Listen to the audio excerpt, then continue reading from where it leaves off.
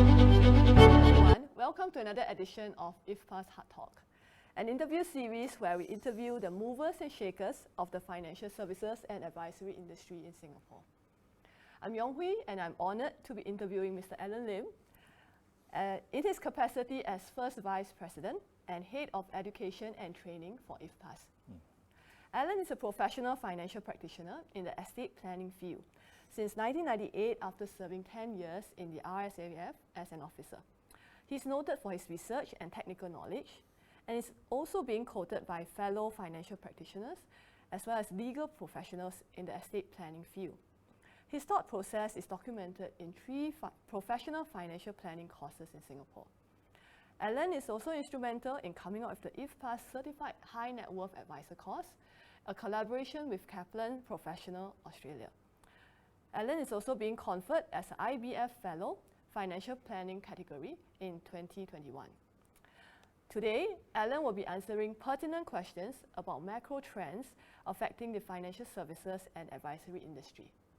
Thank you, Alan, for being with us today. Thank you. Thank you so much, Hui. Okay. So, Alan, you are known as a practitioner specializing in estate planning. Right? How and why did you get involved in this aspect of financial planning? Oh, maybe this aspect of financial planning come to me accidentally. Instead of I look for estate planning, I think they found me. Right. I think at the beginning of my career, I am not very good in cold calling. All right. Then, but I'm very good in research. So I met up I got very good mentors that he didn't judge me. All right. And then he encouraged me to focus on my strength. And those part of it that I'm not good at, delegate to another advisor. Right. Or other people who are strong in that. So work together. All right. So over time, I delved very deeply into research, into processes. All right. And then I think that's where I found my calling in estate planning, which essentially is the effects of death and loss of mental capacity on financial planning. All right. Okay. I see. Okay. So you have always been a strong advocate of practitioners upgrading themselves, yes, right? So that they can stand firm against disruption, yes, for example, in the form of technology advances. How can financial practitioners bulletproof themselves in the face of disruption? Well, bulletproof is a strong word. I think future-proof. I think one very important thing is being relevant. I always advocate being relevant to the changing trend. We can't stop the trend from happening. I think we have to face out the reality and understand what the trends is affecting the client, affecting us, and position ourselves in such a way that we can take advantage. We can take advantage of the trend that's changing. I'll give one example why am I so convinced in this. In my capacity as a lecturer of a financial planning course in Singapore, I think over the years I met up with close to 3,000 students. One-to-one, we get quite a good relationship. Until today, they still get connect with me, ask me certain technical questions. I can see quite a fair bit of them inside their heart, they are not at ease. They are not at ease. They are quite worried about the changing trends. It can be technology. It can be the compensation system. It can be how the world perceives financial advisor. All right, various type of fear that they have.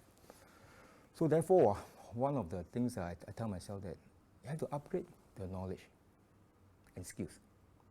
But knowledge and skills does not guarantee you success. You need the part, the personal touch to a client. Now, the personal touch to the client, the advisor are very good at. Some even did not know that they are so good at that. they underestimate their potential. No? But what can be really go up is actually the knowledge and skills. Because knowledge and skills give you the confidence. Give you the confidence to look at the client in the eyes. For instance, I think you know me in the high net worth space. Why do we develop the high net worth? It's one of the ways to elevate the advisor's professional self-esteem. Let's look at the high net worth client in the eye. You are not in any way inferior to them. Look at them with confidence. But with confidence, you have to come with certain tangible things that you have now, which is what?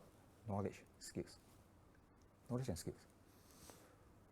So therefore, that gave me the conviction that advisor got to keep reinvent themselves to become relevant, to be relevant in that changing space. The moment you become relevant, then you can think about successful. If you are not relevant, then it's very tough. It's going to be very tough. It's going to be very tiring. That's a part.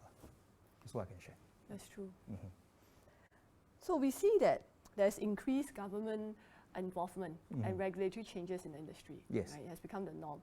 PDPA, the removal of commissions for CPIS. Yes. Right. As a veteran and ardent watcher in the industry, how do you foresee the future in light of these developments? This is the trend that we're coming in. First of all, let me just address the part on the PTPA. We are a part of a bigger picture. In the world right now, they are going towards this protection of the client. Because this one is really client-driven about data. They want to protect the privacy of their data. I still remember in the early part of my career, we can actually write authorization letter and then we can go to CPF board, get client CPF statements. I still remember those days. I still remember those days that we can write authorization letter for other insurance companies to send me the client data to me as an advisor. But client must sign the authorization letters. But over time, what happened? I've been very blunt over here. I think there are some advisors abuse the system, abuse the trust. We see some churning of CPF funds happening. We see some very unethical practices of financial product selling, perhaps. All right. So therefore, things are tightening up. It's not only in Singapore. In fact, it started in UK, all right, and then US, and then the Europe side, and then in this part of the world, it catches on. It's actually client-driven. Client wanted their data to be protected, to be respected.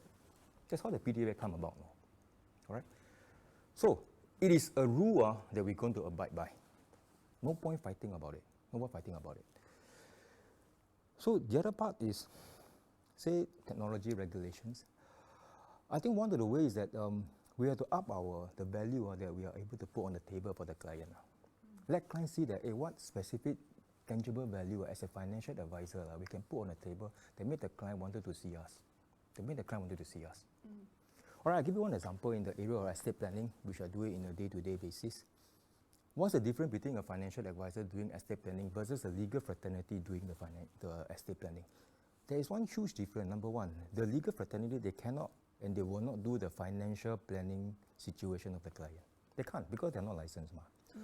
And no self-respecting lawyer will say that, will put their reputation at risk to want to go into that part, say that, Yong Hui, I think you need another term insurance of 1 million, you need to do some financial plan, your liquidity not enough, that kind of thing. No lawyer worth a salt will dare to do that because they tell me privately, say, Alan, I'm not going to risk my professional reputation as well as potential breaches of fiduciary duties, or duty of care, because I am not supposed to advise and therefore I advise. They will not do that. Therefore, there comes a vacuum that the financial advisor need to go into it. To talk about the financial planning aspects of it. Are there sufficient capital? Are there sufficient liquidity? All right? Before you go into the estate planning execution, which is drafting of the will or setting up the trust. That's the part. And that's the part that it is not readily show up right now. Financial advisor can upgrade themselves, have a system, have a processes, and let the client know this is the value that I put on the table. I am not a postman in this estate planning realm that I refer you to a lawyer and then the door is closed on me. No, I'm a very important player. But this value need to put on the table. All right? Nothing wrong in technology. In a way, see technology in a good way. For instance, I give you an example. I think technology has revolutionized the way we communicate with one another. I still remember when I first joined the business, we used pager. And nowadays, it's WhatsApp, WhatsApp, social media. And with technology, sometimes the client expectation also goes up. I believe you will face the challenges that the moment clients send you a messages, you read it, client saw the blue tick. There's certain expectation that you're supposed to. Sometimes in this process, it's not managing well, can be very stressful. That's true. That's the part. Can we stop that?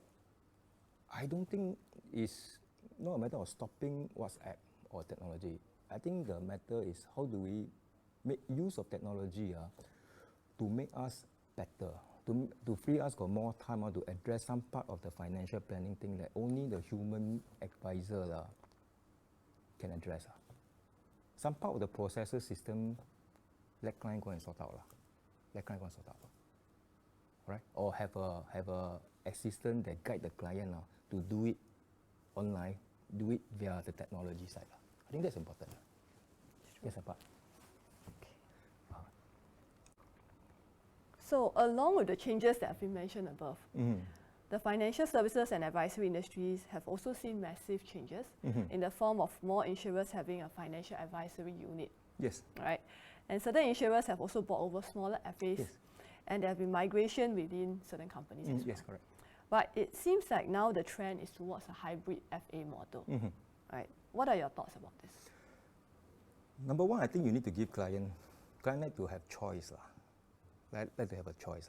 But having said that, I want to encourage and inspire the financial advisor. It's not that got more companies better. Sometimes more choices give more confusion. They're more confused so much of this part. From a technical point of view, sometimes you need 2 or 3 insurers to help you, to make you fly higher, go deeper as an advisor. I'll give you one example. I think in the area of critical illness underwriting, all right? There is a limit by every insurance company imposed on the particular client, on the maximum risk they're going to take on the client. On critical illness, some are 1 million, some are 2, some are 3 million. Let's assume your client is a business owner.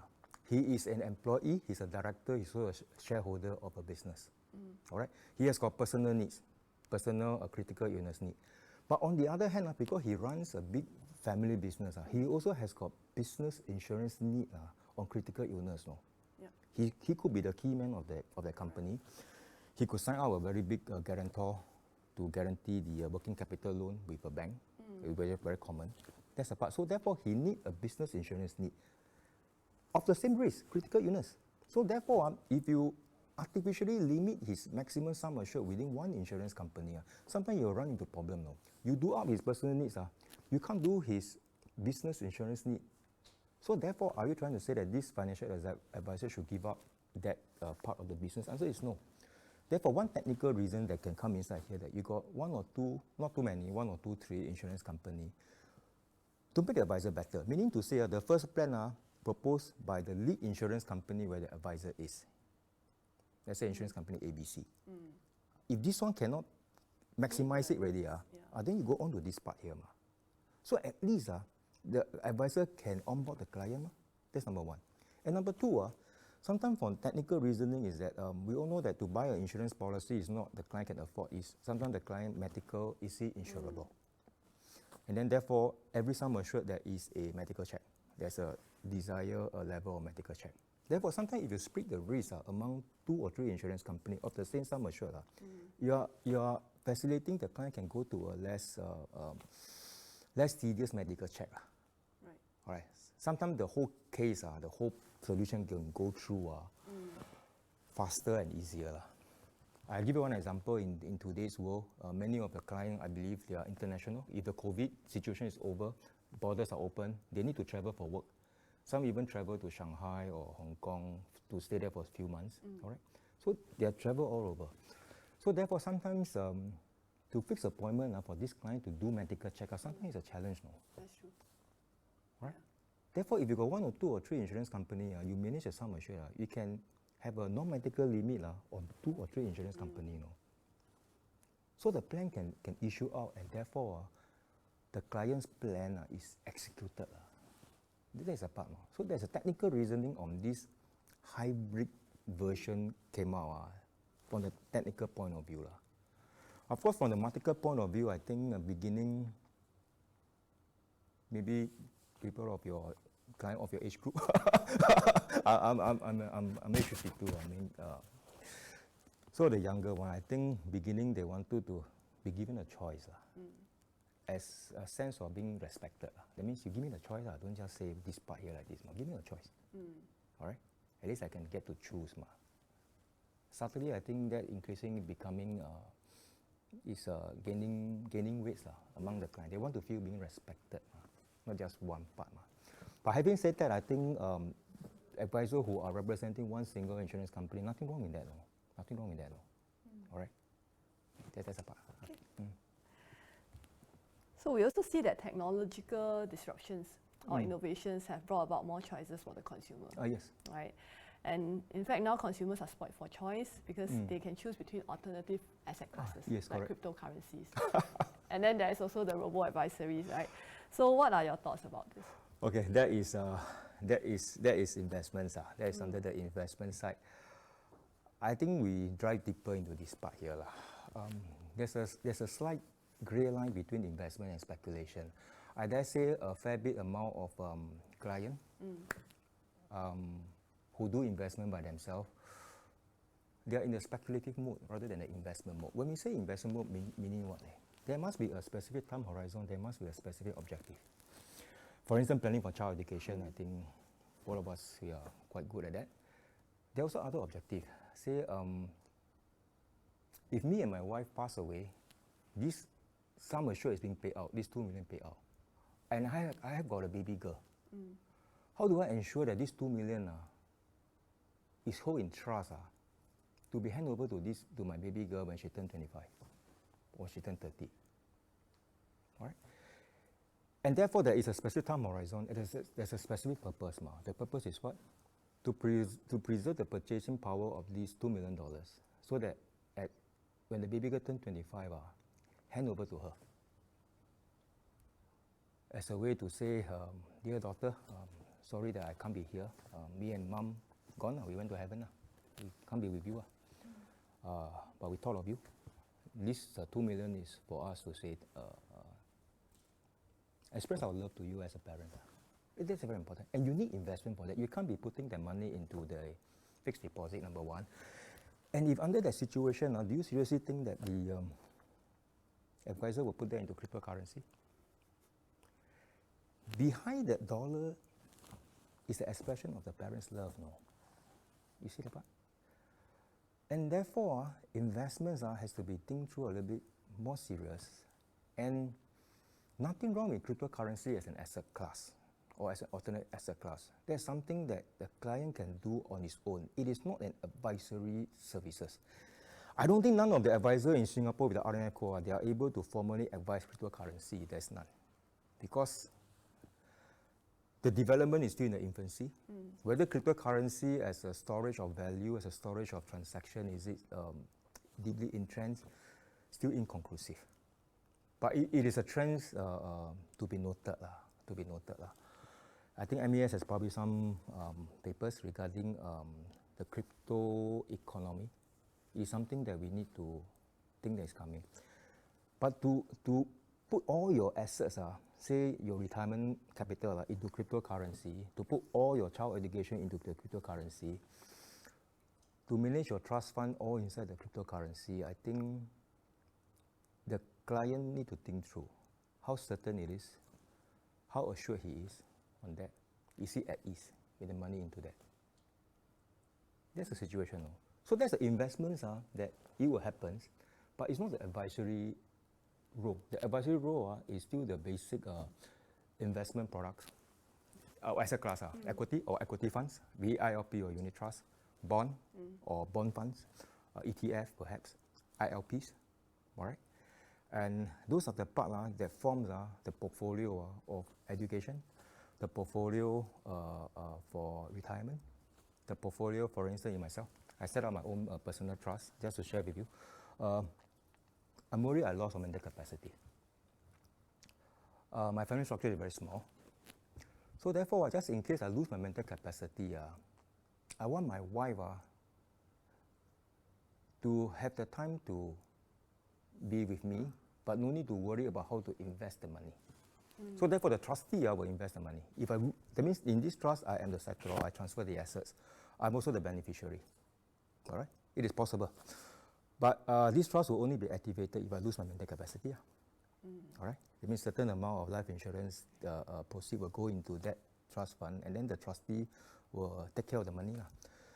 So my wife can be beside me.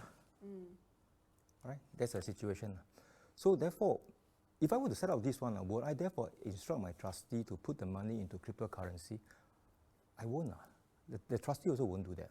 So we'll put into some sort of fundamental products. So that is the part that financial advisor needs to be in that part of the things. And the robo-advisor is very good at doing the cryptocurrency, the shares, those are processes. You can't say they are wrong. I have seen some of my younger clients in terms of age, they put into cryptocurrency. They show me sometimes in a daily basis how much they have appreciated in value When they appreciate value, they show me. When they depreciate, they keep quiet. Usually That kind of situation. You say they are wrong, they might not be wrong because it's too early to say. All right? But none of them put their entire amount money into that. So robo-advisor is there. Just an interesting part about robo-advisor, even in my practices, is it a challenge? Yes, it is. Sometimes clients begin to ask, because transaction cost is lower. And then the other thing is that getting of information more predictable. I'll give one example. This is the strength of robo-advisor versus a human financial advisor in terms of getting information, especially bad news. Human being human, we like to talk about good news to the clients. When bad news come, sometimes it's challenging. All right? I'm in the investment space as well, I can testify. Sometimes when bad news happen, not easy. Not easy to pick up the phone. But you're supposed to. Not easy. But it's not easy. But in sorting information, if you're a robo-advisor, if the client know what to do, provided the client know what to do, or there's an advisor for the client who channel him to the robo-advisor, the client can get information fast, be it good news or bad news, he can get. Even one of my clients beginning to challenge me, in fact wanted me to do a programming for him that on one dashboard he's able to see his ILP, his insurance, his unit trust across companies, across platforms. He want to see on the apps. Because he says sincerely he want to know his position at any point in time. All right? It's still work in progress. It is still work in progress. I can only manage to give him the investment dashboard or the insurance dashboard. But to merge the two, even with the current Findex, that situation also quite difficult because that part not really merge the investments as yet. All right, insurance not yet, but that's phase 2. That's a part of it.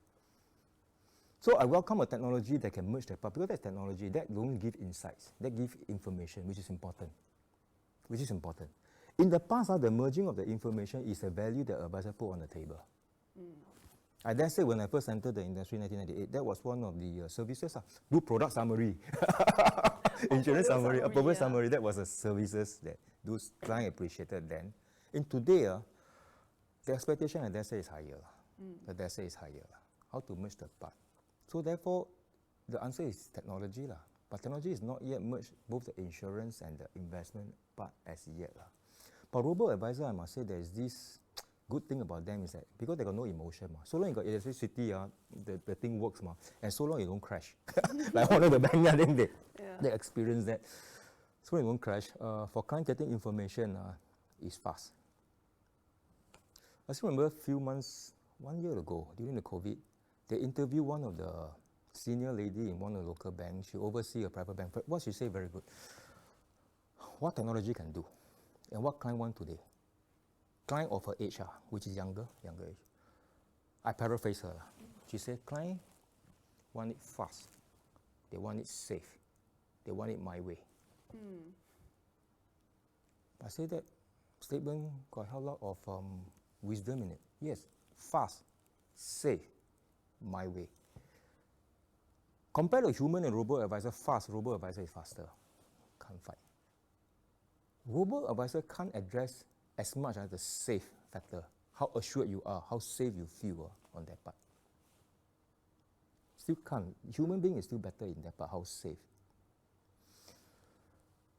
My way, that part is sensitive. That part is difficult. I want it my way. Who is I? I'm the client. I want it my way. Both equal. All right? The robo-advisor provided the client knows what's happening. Having said that, I just want to highlight some technical point over here. If a client go on the robo-advisor, if the advice turn out, the outcome is not so good, the client got to sue him or herself. He can't sue the robo-advisor because he undertake the duty of care himself or herself. All right? The technical term is called reverse inquiry, meaning to say you know what you want, you inquire onto the platform. Whereas you go to a financial advisor, if the thing goes wrong, the advisor is accountable, the duty of care. So depending on how big is the stage. 2 years ago, I ran a very interesting research. One of the insurance company senior management did question me about estate planning, or rather he trivialized estate planning, he trivialized a little bit of knowledge on that part. That was during one of the visits that we have together with my executive committee, ESCO. We passed to visit the insurance company. But he mentioned it sincerely. It's not that he downplayed me. He mentioned it sincerely that this estate planning, because Singapore there's no estate duty, so there's no estate planning needs to be done. That is from his perspective. Of course, we know that that is not the right perspective, this part here. So that night, I still remember I went back, I got hold of my friend, he's from one of the local universities, so he got students to help to do research, must send out to WhatsApp. So I planned the question. We can do the question now, okay, Kama? The question is like that. Yong Hui, are you comfortable in transacting $10,000 sum assured, not premium or sum assured, over the internet? Are you comfortable? As in buying 10,000 sum assured? Sum assured, not premium or sum assured. Maybe. Maybe, yeah. I add one more zero. It's called a zero test. I add one more zero. 100,000? Maybe. Maybe, Okay. yeah. Okay, yeah. Okay. In between, I got one more question. It's called 500,000. Okay. 500,000, are you comfortable? That means you don't see a human being. Rather not. You rather not. That means your comfort level threshold is about 500,000. This part here. Yeah. Okay. Now I go back to the one again. I add one more zero. 1 million. 500,000 also cannot. Of course, 1 million cannot, right? So I carry on this conversation. 10 million? No. Yeah. Look, this question, your response means the 10,000, 100,000 one, be prepared technology can take over. Which is already the case for the... Yes. What is that? The direct purchase, correct, right? Correct. That's the part here. Meaning to say, as a financial advisor, I need to see this as a fact, no. I cannot pretend this thing don't happen, no. Meaning to say that 10, 100,000 one, okay. I prepare to let maybe the competition, which is a technology robo-advisor, will say it. I go to the place where the stakes are higher. Your 500,000 is to you. To some could be 1 million, to some could be 10 million, to some could be 100 million. I go to that space. All right? Therefore, when the stakes are getting bigger, you will find that human being by nature, they want to consult a financial advisor whom he or she trusts.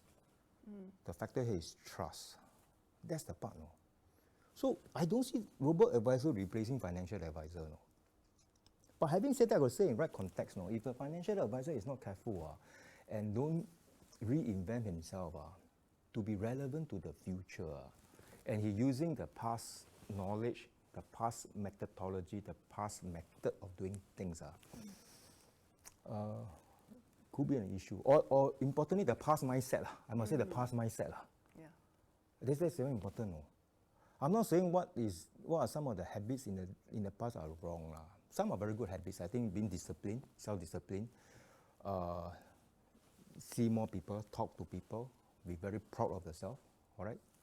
Present the plan objectively. I think these are very good habits that stand the test of time, all right? But sometimes what is keeping me worried as a vice president in education is that I begin to sense certain part of self-righteousness that is coming out from the advisor. Meaning to say that they keep thinking what they had done is the only way and the right way of doing things. I think that can be dangerous. That can be dangerous. So there's a part of robo-advisor. It will be there, all right? But the future financial advisor is that part when the stakes are higher. For you, it's 500,000. But these stakes won't be static forever. If 5 years from now, I ask the same question to you, maybe of the advent of technology or what, it could be 1 million, no, it goes up, no. Yes. So right now, we are still the 110,000 that part here, no. That's the part. That's why the IFPAS, we look at that part, so we ask ourselves what knowledge and skills that the advisor need to have in order for the client to need 1 or 10 million sum assured, or 1 or 10 million of retirement capital. We go to that part. We go to that part. That is how I see the future, where the advisor can have a very meaningful value over there, and versus the advent of technology that's coming out, in which it's unstoppable. It's unstoppable. Because sometimes the client also wants it. I think earlier part in our conversation just now, before this interview, maybe let's be blunt. Sometimes the client go to the robo-advisor, not because the robo-advisor is better than the advisor, because the client is being disappointed by a human financial advisor over and over and over again. It can happen, no? So when the person is being disappointed a few times, he or she might say that, why don't I try the technology side? Yeah. Why not? I get disappointed. No? That's a part. I see that happen. No? I see that happening. No? So these are some of the behavioral issues that I think we need to take note on that. We need to take note on that. That's why the IFPAS side, we think a fair bit about having the behavioral aspect in our technical course. All right? Communication, ethics, and the way client make investment decision, which is right now is being educated in our high level course. All right? That's a part. All right? Yeah. Okay. So, one of the main aims of IFPAS is self-regulation. Yes. Can you tell us how does this work, and how does IFPAS doing this help practitioners? I think this is a never-ending point that we wanted to have. It was started in 2012. I think there was a starting led by our previous president, Mr. Leong Saho. They had done a very good job on that part. Why there's a need for self-regulation? Any professional needs that. You take a look at the lawyers. They have by law, they are self-regulated in a way by the law society, the doctors they have, all right, their council or their association or their society, whatever, the architects they have, the accountancy they have, all right. And therefore, it's only right the financial advisory practitioner, we need to have one, all right, to self-regulate. But this is a huge challenge.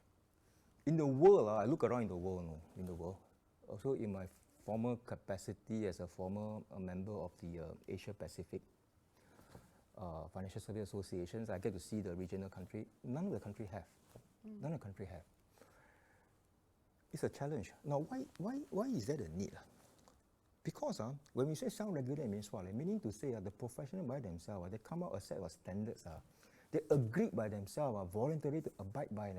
They agreed. So, therefore, as a financial advisory services, we ought to have that standards to begin with, to start up, so that we can get everybody to abide by the standards, so that we can have our own ethical code of conduct. Otherwise, we become a very highly technical person that could potentially abuse the knowledge that we have there. Meaning to say, I give one example in terms of the behavioral aspects. I lecture in one of the financial planning course, the module 1, all right? I helped to update and rewrite quite a big chunk of the textbook, especially the communication part. Some of the content inside, when the advisor learn the way to how to communicate with the client, can the advisor make use of the knowledge to manipulate the client? I say it's possible, no? That's why in all financial planning course, one of the very first things to highlight to the trainee is that ethics, no? Because the technical skill that you learn could actually potentially help you to manipulate the client. Is possible, no? I'll give you one example. In the high net worth course, I think you're inside, right? We learn about how client look at investment portfolio, how client make investment decision. We call it the prospect theory by this very famous professor, Dr. Daniel Kahneman. Right? He said, they put a chart. The horizontal axis is the value of the investment portfolio. The vertical axis is the how client perceive it, what the value. So per $100 increase in the investment portfolio, client is happy lah. But the happiness, you say, so what? $100 increase, But the same $100 decrease in their portfolio, wow, client feel panic. Hey, what is this? And that kind of thing. It's the same $100 value, no? Yeah. What does that research show? And why do we as a financial advisor that we have to see? Client is not risk averse. Client is loss averse. They can take risk on, no? Because that same research also took the question number 2, no? If you are being faced to the war, would you take risk? If you're faced, would you take risk? Answer is yes. Right? So therefore, that answers the part that the way we see investment client, the way they make decision could be not very correct. we think the client is rational, it is not, no. Client can take risks. The client is loss adverse. So that translates into communication means what? So as a financial advisor, I should focus my conversation on highlighting loss to the client. So then client make decision. But you see that in the wrong perspective, you can see that the advisor is like manipulating the client, no. So if without ethics, can the advisor make use of that information, credibly well researched by renowned professor, for his own benefit? Answer is yes, if without ethics, if without self-regulation. So therefore, as a profession, we need to have certain fair bit of self-regulation, not to make things difficult for everybody. No, the spirit is that we have a standards we set out, and everybody abide by the standards, so that there's certain level of consistency, so that we can build certain level of comfort level and trust for the public to engage a financial advisor. And when things happen, that advisor can need to be interviewed or investigated by whoever that is doing the self-regulation. That's another tough part. Means we can talking about potentially that the advisor can get sanctioned, like the lawyers like that. Who is to do that? All right? The advisor can counter sue. Who are you to say that I can't practice? That kind of situation. So if there's no standards, very difficult to do that kind of self-regulation, you see. So it's your standard versus my standard. Who are we to say that my standard better than your standard, that kind of thing. So a profession need to have a standard that everybody abide. And that is what the self-regulation is all about. That's a part. They have to come from within, should not come from regulators or what. Come from regulator, like when we were in primary school, we don't do our homework. Our mother discipline us, we don't feel happy. But if on our own we really want to do well that part, then that is what the real meaning come about. All right? Then what about the self-regulations? Maybe I explain a little bit further that how IFPAS attempt to do this. I think in time to come, I think there has to be some sort of a entity like IFPAS like that can represent the advisor if something goes wrong. In terms of contracts, with the company, sometimes even with the agency. Sometimes maybe having a second opinion that this advisor being so-called taken to task by the client as is being judged by that he's wrong, that he can have a place to seek for appeal.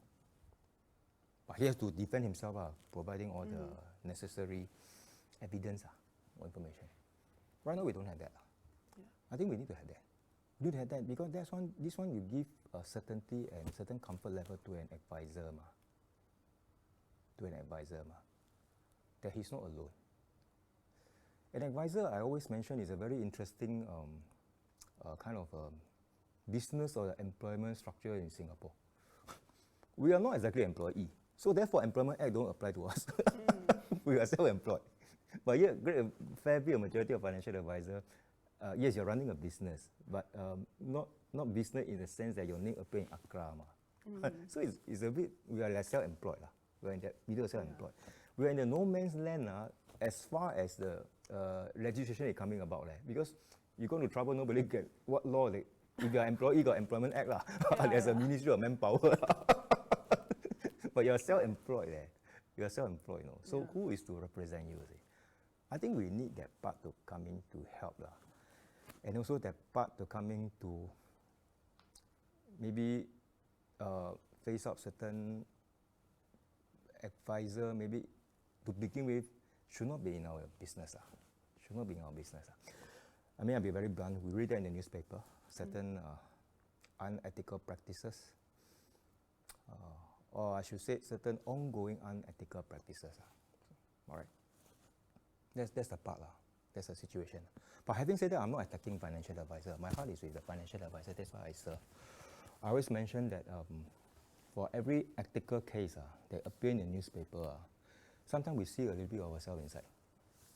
That kind of situation. Because that particular advisor could be subjected to temptation of production, temptation of financial pressure. sometimes temptation of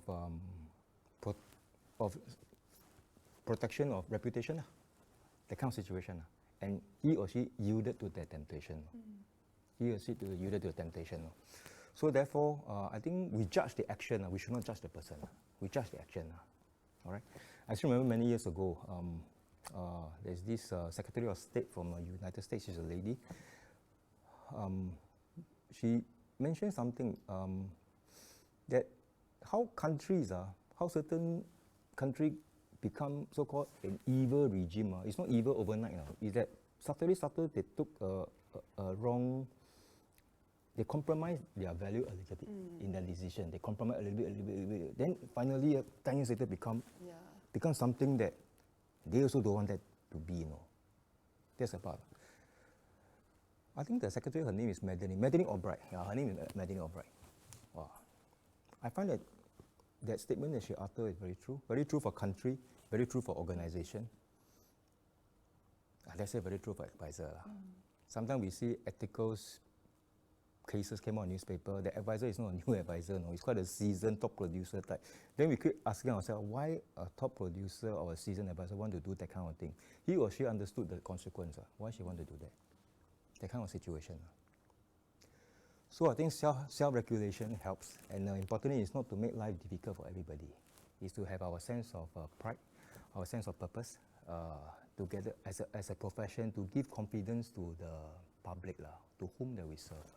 That's important. Will it come in next 1, 2, 3 years?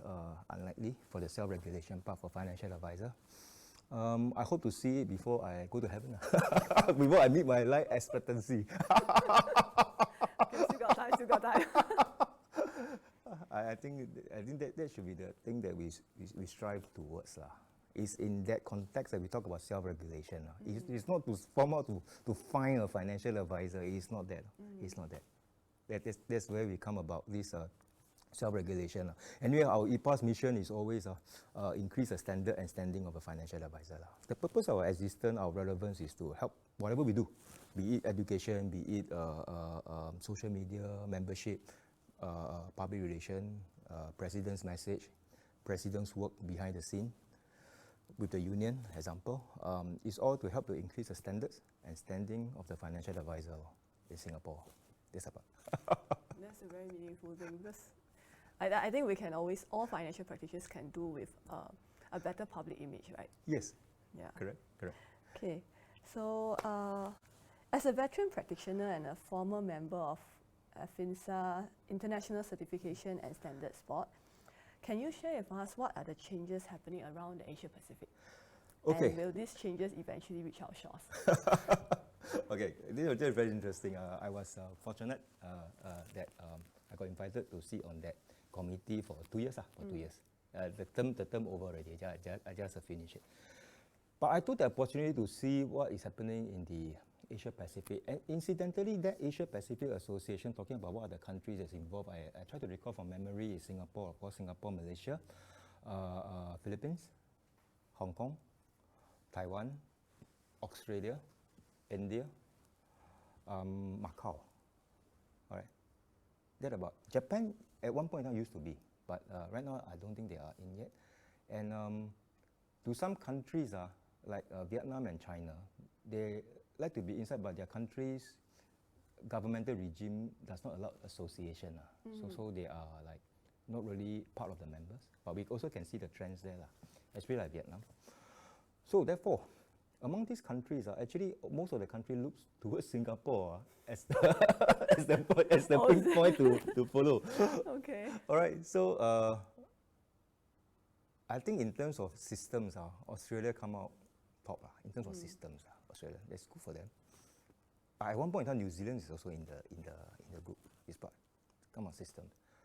But in terms of financial advisor image, you do be surprised that Singapore is much better than the regional country.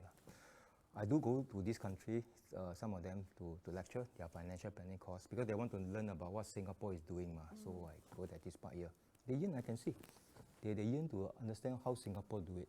And I give you an example, say in country like some Asia Pacific country, some Southeast Asian country, they still sell insurance as a savings too. They actually do not know how to sell insurance as an estate planning or a protection tool. It's savings. So they do a comparison between fixed deposit and their endowment plan. So overnight, when the endowment plan need to be withdrawn because of the company capital risk rules, that kind of thing. Overnight, they don't know what to do. So they still do it. So a quick fair bit is still based on relationship to get businesses. All right. And in terms of regulations, I think Singapore, without fail, is way ahead. Way ahead. So therefore, true, the regulation give us a lot of, quite a fair bit of operational inconvenience. But the flip side of the thing that if you don't have that, sometimes bad practices can come out. I've seen it happening in some of the country that I visit. And some of the inner sharing those respective advisors have with me personally. So they see Singapore as the lead. But one of the things that some of these countries are doing better than Singapore is that I think toughness and street smartness. Especially Thailand, Hong Kong, I think in terms of toughness and street smartness, they're stronger. Toughness and street smartness. I see that. This is something that Singapore side we can learn. I'll give you an example in Thailand. When you conduct a course, a financial planning course whatsoever, or take exam, they put on jacket, no? They go there and take, no, and then they are very punctual, no, this part. Whereas sometimes discipline in Singapore side, all right, I can sense it because I oversee education and training, punctuality, all right, submission of assignment, that kind of thing. I don't know how to say. But in those countries, I can see that their discipline is very good. Their discipline is very good. So that's the part they are looking to Singapore. So therefore, that presents actually an opportunity. If you manage this well, in the post-COVID era, I'm beginning to see that the financial planning cannot be just be localized. It has to be multiple cross-border. So cross-border, advisor can do a cross-border collaboration with the advisor from the other side. That thing can come, no? That thing potentially can come, no? So is the other side can collaborate with you. I'll give you an example in Thailand, but Thailand I'm more familiar with. Thailand has got inheritance tax. And Thailand is a civil law country. Civil law country meaning to say that on surface, they don't recognize trust law. Trust law, the concept of trust law, trust is a common law product in Singapore, those previously from England one, this part here. But the civil law country, they don't recognize that, therefore they don't have that. So in terms of asset protection and provision for estate duty, because inheritance tax, that kind of situation, they might come over to Singapore to set up a trust and to have an insurance policy in Singapore to fund their capital in case the key person of that family business in Thailand pass away. He can be a rice farmer, a rice business, or a steel manufacturing, assemble cars, all right? They are big comers, all right? Beer, F&B, that kind of thing. They come to Singapore, they will do that kind of thing. And of course, one area is that the advisor can come to Singapore and take out Singapore license, become an advisor in Singapore and also back in Thailand. Because if you travel by aircraft, it's only less than 3-4 hours you reach there already. All right? So it's possible to operate both sides. But operationally is challenging. But with technology, you can change the game. So therefore, instead of that Asia Pacific advisor come to Singapore and take on a license, and then they got another problem is language barrier. Okay, he or she can work with a financial advisor in Singapore. That's a part. All right. But I want to say in right context, it's not that for a Singapore advisor to go over there to sell policy, cannot, no, because that one is against the rule within Singapore. I'm talking about the high-level individual come over to Singapore, want to set up part of his financial plan in Singapore. He also has part of the financial plan in Thailand. All right. That can happen with technology, and then with the very stability capital and financial regime in Singapore. So all the country actually look towards Singapore as a thought leadership. Thought leadership, including Hong Kong. I was surprised, including Hong Kong situation. But having said that, then the top leadership comes with a responsibility and obligation. Okay, you will always remain the top provided you discharge your obligation and your leadership responsibility. You can't be enjoying the leadership benefit, and then you don't do anything, and you become self-righteous, then it's a big problem. Then it's a big problem. I think one of the issue that surrounding country have on Singapore is sometimes this sense of self-righteousness that the Singapore representative have compared to the advisor in the country, like, I'm the best you are. I think that is not very good. I think that's not very good. I sense that, no. Sometimes I sense that, no. Maybe the Singapore advisor, maybe because internally insecure, I do not know. But this sense is very subtle and yet sometimes quite obvious. So therefore, this is something that I think, just as a Singapore citizen myself, I think something we need to take note of and improve on it.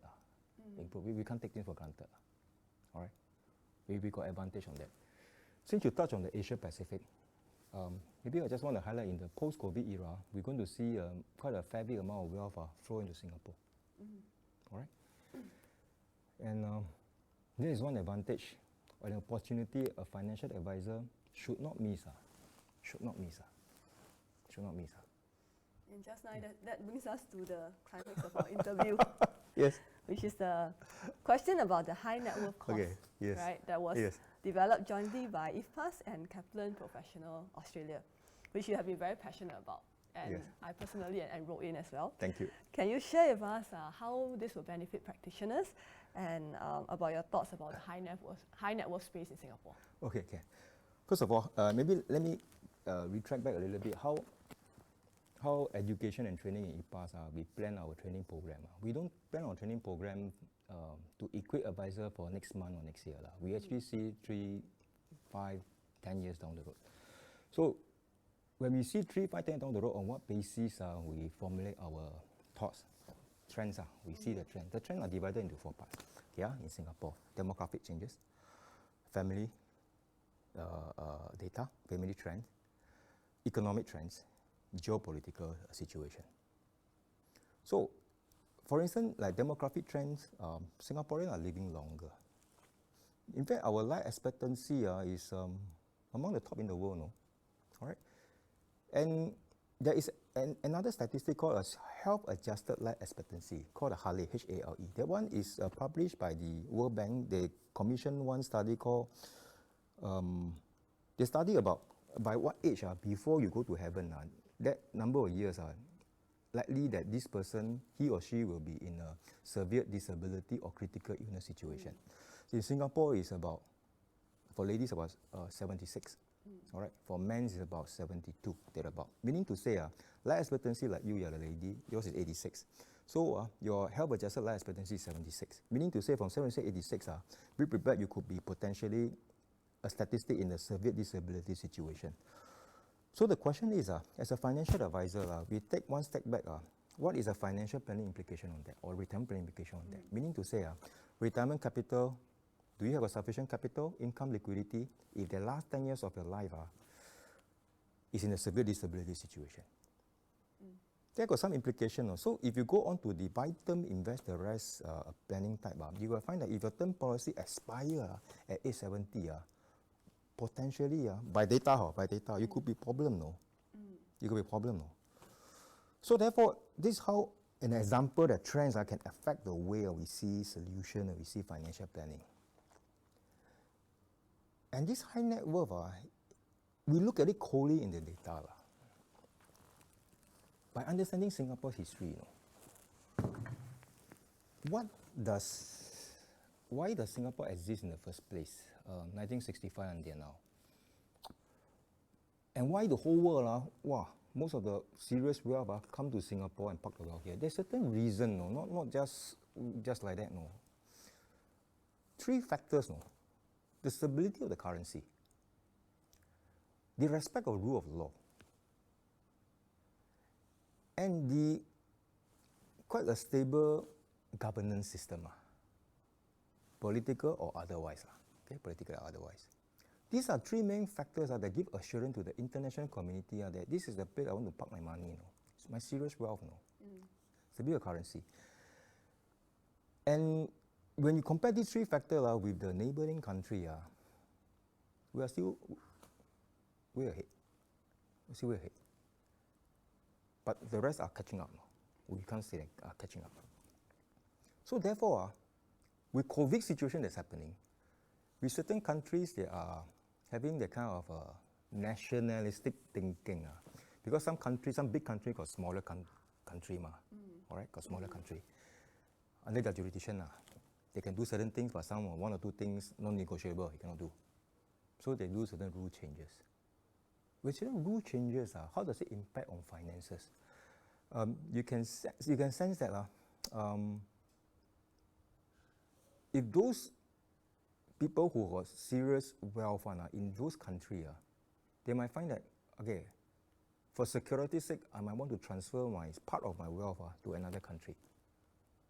To another country. All right? Maybe they got 200 million, they transfer, say, 50 million to another country. So you can't transfer your money to the open sea. You have to transfer it to a country that you want to.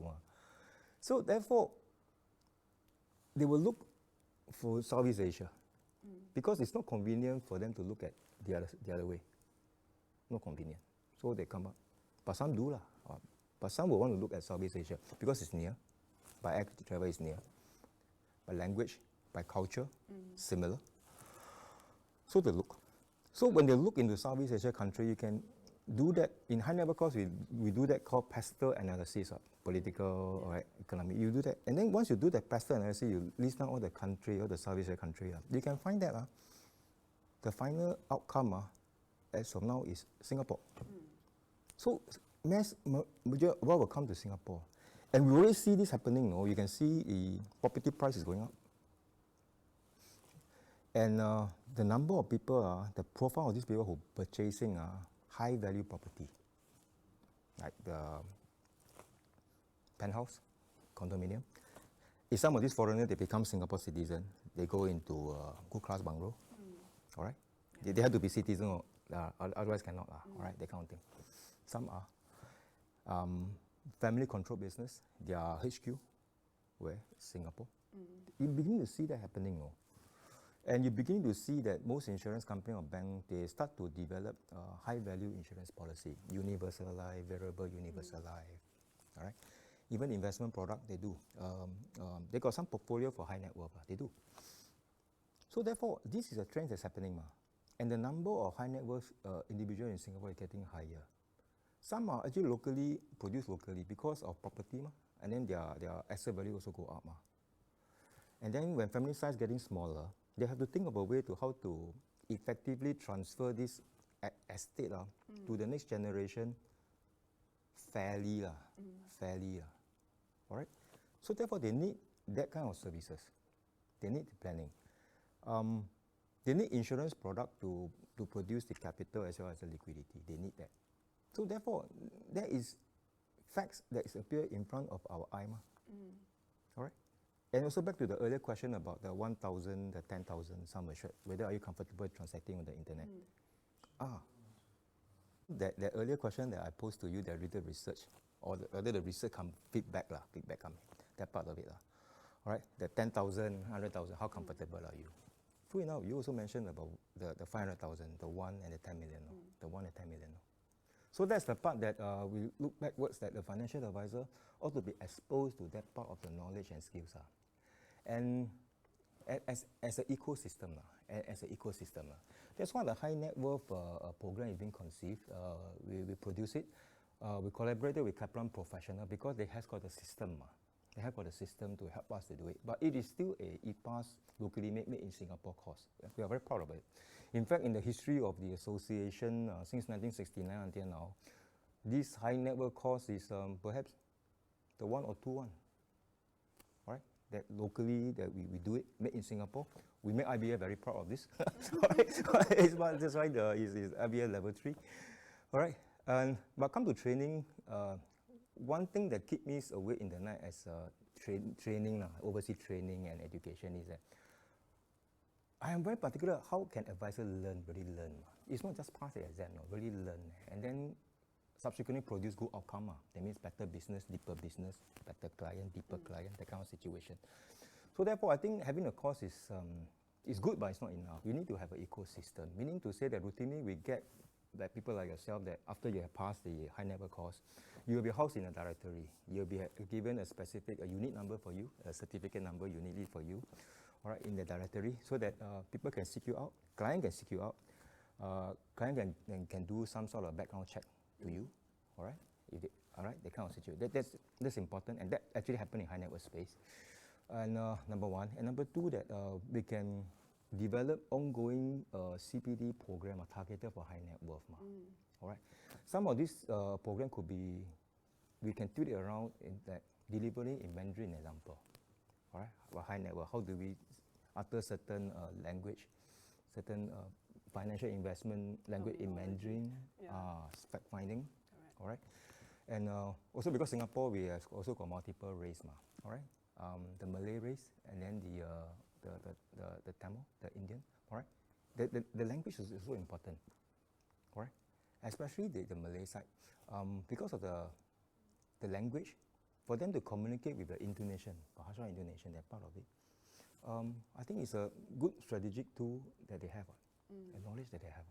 That's something that we need to develop, to get more, to understand what Singapore is, and then we develop an ecosystem. We develop an ecosystem that you pass a course. In the course, you will be exposed to the standards that's required, the standards. You pass a course. And then there's ongoing CPT program that you come back. And when situation allow, we will have a face-to-face trainings or this kind of program so that everybody can meet with each other and exchange ideas. And another thing, important thing is to set up the systems. For instance, as a financial advisor, it's important for him or she to have a credible trustee, company, a law firm, accounting firm that he can collaborate with. And it is important for this trustee, company, law firm, and accounting firm that they also understand and respect financial planning. I think that's very important. Of course, financial advisor can, on your own agency, you go and develop yourself, this relationship, collaboration relationship. But over the course of so many years, so many people have feedback to me that inside their heart, they find that it's a challenge. So therefore, since I have got the opportunity of serving in an association, then we use the association because we got numbers, all right? And then to also encourage some of this trustee company, the Lord begin to understand us. That's one of the reasons why you see our technical workshop. Some of the speakers are actually professional trustee manager. Some of them are lawyers. So of course, they share the knowledge is good. But another strategic objective is to allow them to understand us. Allow us to understand them. It's both ways. All right, so that both sides can respect each other. Both sides can respect each other. Eyeball to eyeball. Correct? So, especially in the high net worth space, you need that collaboration. You can't just operate just like this. So this is what the high net worth course is all about. In terms of spirit, and then in terms of execution, what you see thus far. All right, on this part here like this. All right. So on that note, I encourage all financial advisors, whether or not you are in the high net worth space or not, I think it's good to attend this one to get exposed to the knowledge and the skills. Because the skills is also applicable to mass market. It's easier, this part here. There's a situation here like this. And then from there to expose, the more you expose, the more you better to see the market, more confident and discerning, all right? And then there's a start for this person to start to build or rebuild the high net worth clientele, and that's important. That's important side. That's the situation. So this is the part about the high net worth planning. But I just want to add a note that I am not downplaying the importance of mass market or mass affluent. Those are important markets. Those are important markets that we ought to dominate. A financial advisor ought to dominate. All right.